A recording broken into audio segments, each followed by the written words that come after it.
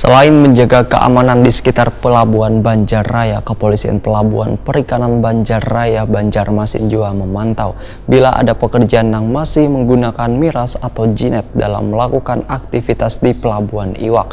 Bubuan pekerja perikanan ini kadeda henti-hentinya disosialisasi agar jangan lagi mengonsumsi miras ataupun obat-obatan terlarang.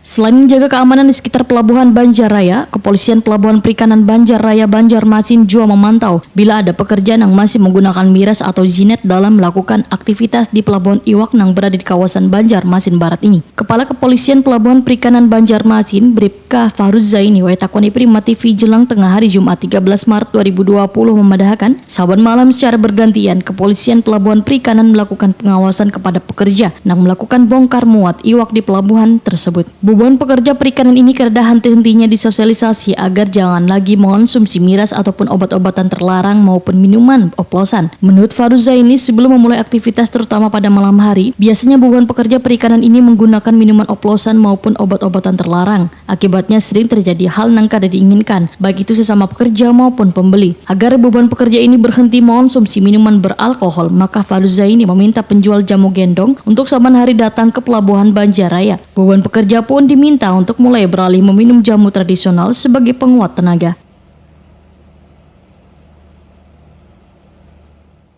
Untuk saat ini Pak, untuk di pelabuhan kan biasanya kan rawan yang namanya narkoba Pak, obat-obatan. Dalam kurun waktu beberapa bulan terakhir seperti apa Pak? Oh iya, dalam beberapa waktu terakhir ini mereka juga kita himbau untuk tidak menggunakan minuman oplosan. Mereka biasa kalau mau kerja menggunakan seperti Pupuk Bima, Kerating Daeng, dicampur mereka sama alkohol yang 100% atau 90%.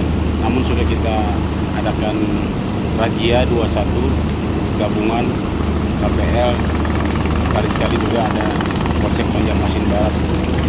Jadi razia itu setiap hari atau gimana Pak? Razia dilakukan setiap malam Ahad atau malam Minggu. Iya.